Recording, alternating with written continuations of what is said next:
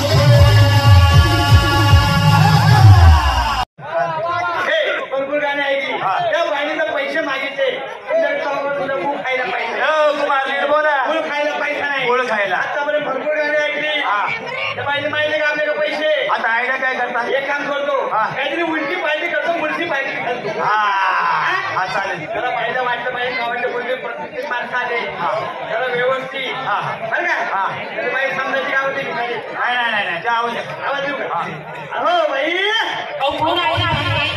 मी जरा पाय आंघोळ करती मी साबण लावून येऊ का तू साबण लावलं तेच काढायला साबण कशाला लावतो मग काय करायचं आपण आले कशाला हा ठरवायला तमाशा बाई सगळं वाढवपणे मी बोलून लावतो बाईचे पैसे नाही तो बोलवा बोलू काय बाई लवकर या अहो इकडे जम नाही का ना करार करायचं जम निघत नाही करार करायचं आहे आमच्या मागं वॉरंट आहे अर्जंट काय हा हो बाई अहो बाई लवकर या हो आम्हाला जायचंय आमच्या माग काय वास आलाय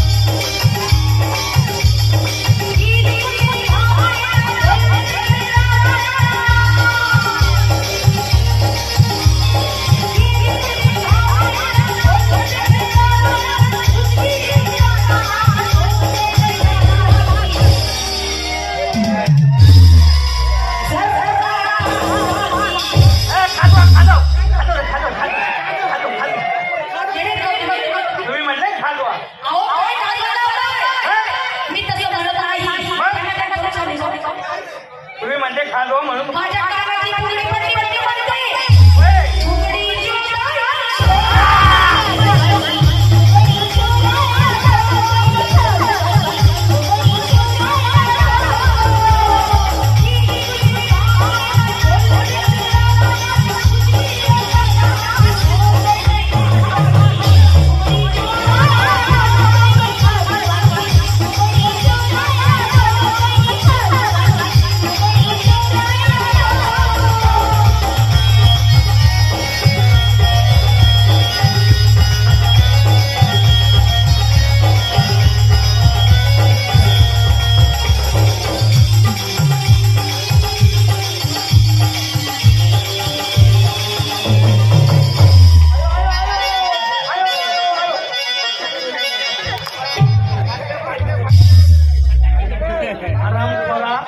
बरं झालं घुसलं नाही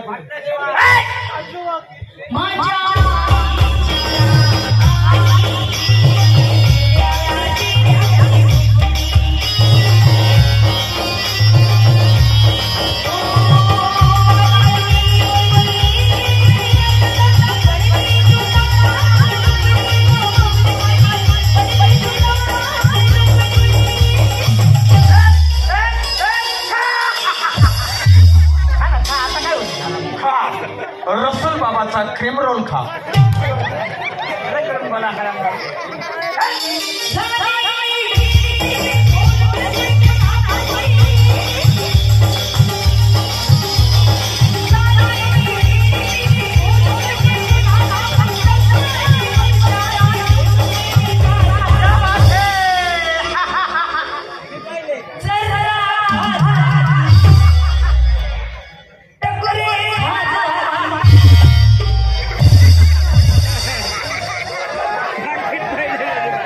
आराम करा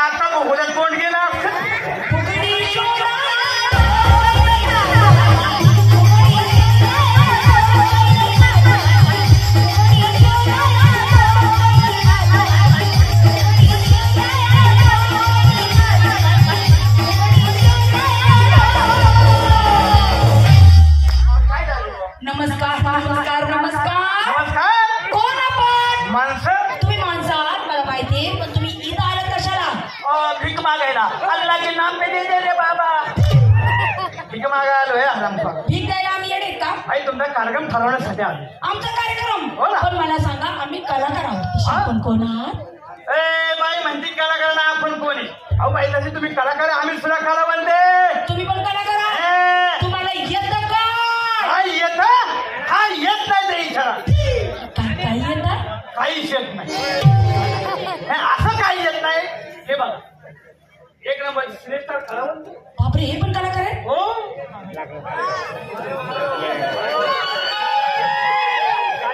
असं काही एवढं ताटलेत काय झालं? अभिनय बापरे अभिनय. अहो बाई मला पाहण्यासाठी ST stand, bus stop, railway station अफाट गर्दी असते. तुम्हाला बघण्यासाठी एवढी गर्दी जमते? मला पाहण्यासाठी नाही बाई, हा? माझी कला पाहण्यासाठी. बापरे म्हणजे एवढी उत्कृष्ट कला आहे तुमची? हो तुमची कला मला बघायची म्हणजे बघायची. बघायची ना. हो हटा सावन की घटा. कला बघतात बाई तुम्ही. काय कलाकार आमचा एक नंबरचा. बापरे त्याला तोडच नाही. पण मला एक सांगा मला माहिती नव्हतं की तुमच्यामध्ये सुद्धा कलाकार आहे. अहो गावागावात सुद्धा आता कलाकार आहे. नाही ते पण बरोबर. मग शिकने मेरे बाग में आना, मेरे बाग में आना न पपई तोड़ के खाना. 10 रुपये दे ना. हराम फरा आता 1 रुपये वाटत नाही की तुझ्या 12 हराम. ही कला बघायची का यांची? नाही बाबा तुझा आवाज खा ना. बापरे म्हणजे गाणं पण म्हणतात? हो तो गाणं बोके गायन बोके. हा गाणं बोके. तुम्ही गाणं म्हणता बघू बरं कसं म्हणता गाणं? मला साथ करायचं. म्हणते ना. अचानक माझा बाबू ग उठला.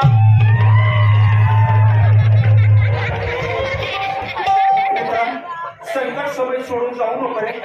जो संकट समय सोडून जातो तो मित्र नाही शत्रू आहे रे. मित्रा तुझा बाबू उठल्यावर बाई बांबू तुटच तर मार. तू मला सोडून जाऊ नको. तुला पुरी भाजी चालतो नाही. पुरी भाजी मिळाली तर आणवर पाहून चालतो.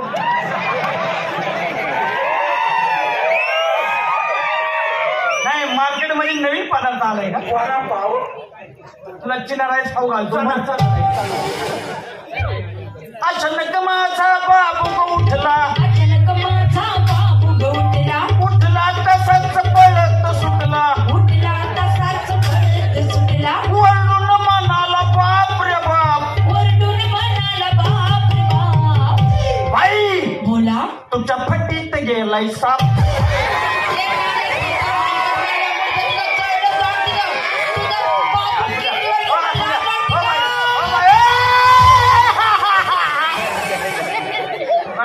वायला चाललंय. काय पद्धत आहे काय गाणं म्हणण्याची? तुला अक्कल आहे? हा तुला अक्कल कधी? मी अजून लहान आहे. लहान आहे आता भेटायला भाग पाडशी. भेटायला भाग पाड. भेटायला भाग कुशल बाईला काय भाऊ मला बघा ना एखाद्या बाईने तुटच तर मारले. काय हे चप्पल चप्पलचं नाव घ्या. कुशल बाईला म्हणतो फटीत गेला साप. अक्कल आहे का तुला? तुला साप त्या बाईला फटीत गेला. माझा खेकडा कुठं जाईल? मला वाटलं काहीतरी सत्य बोलताय. पण तुमचा खेकडा आहे ना खेकडा त्या खेकड्याच्या नांग्या चेचल्या जातील. बोलायचं काही पार्टीची मालकी नाही. पटीत काकडा घालतो त्याचा साप घालतो. खरंच बाई खरंच काय करावं जीव ओवाळून टाकावं. किती सभ्य बोलताय. सगळे बोललं पाहिजे. हा ना समजशील मालकी नाही. हो ना बोलायचं कळतं का? हो ना. जर तुझा खेकडा जर पायच्या फटीत गेला तर माझा येणं कोण कुठं जाईल?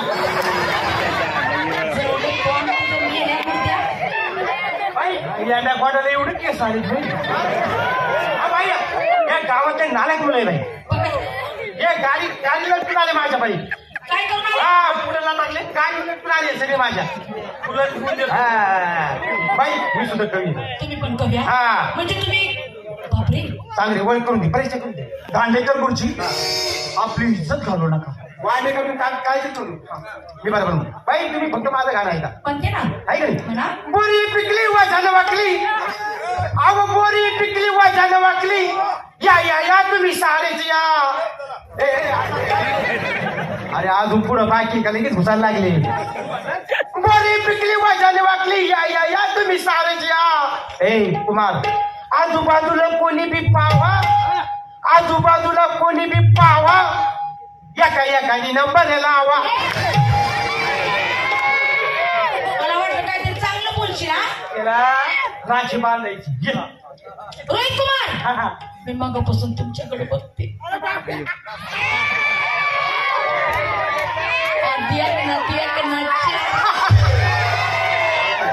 तुम्ही येवतची गाडी येऊ इथं बस स्टॉप आहे जावा तुम्ही येतो मला. गोर गोर काय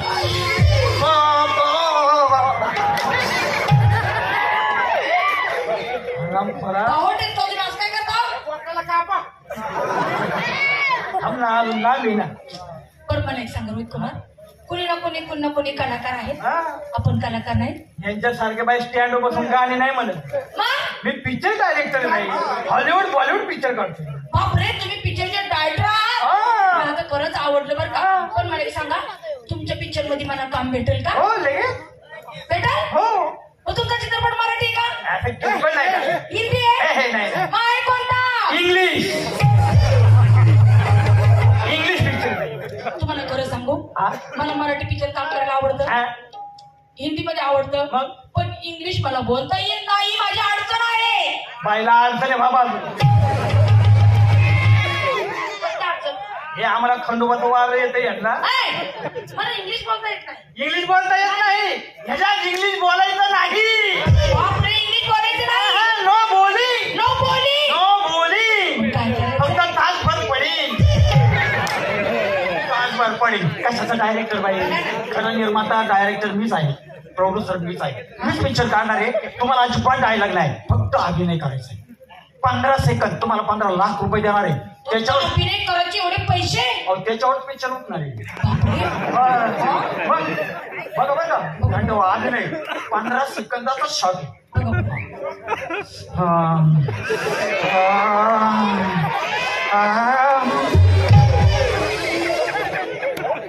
एवढा कणाय कुतायला लागलाय बाईला कणवायचं तूच कणायला पाहिला कशाला नाही अभिनय शिकवायचा असं म्हणा ना माणूस आहे आहे का? अभिनय सांगतो चांगलं आहे एक नंबर आहे. तुझ्या घरावर इंग्रजाचं विमान गेलं बाई तुम्हाला इंग्लिश बोलायला शिकवतो. अरे बापरे इंग्लिश बोलायला शिकवणार बघा मूर्ती लहान आहे पण कीर्ती किती मान आहे हा मोबाईलचा परिणाम आहे बरं का हे मला इंग्लिश शिकवणार कीर्ती लय महाने माहिती आहे. बघू बरं कसं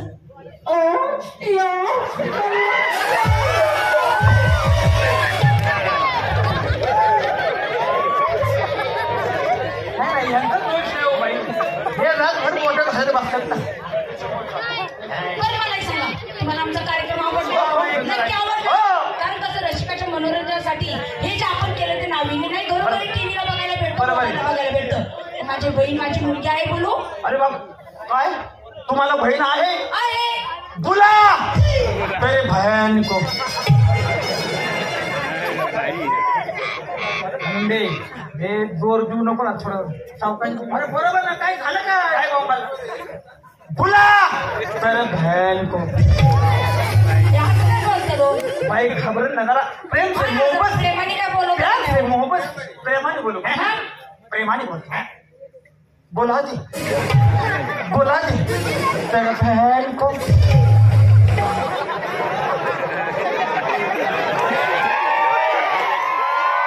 काय झाले तेरे बहीण को यांना कळलं ना फक्त बुलादेच कळलं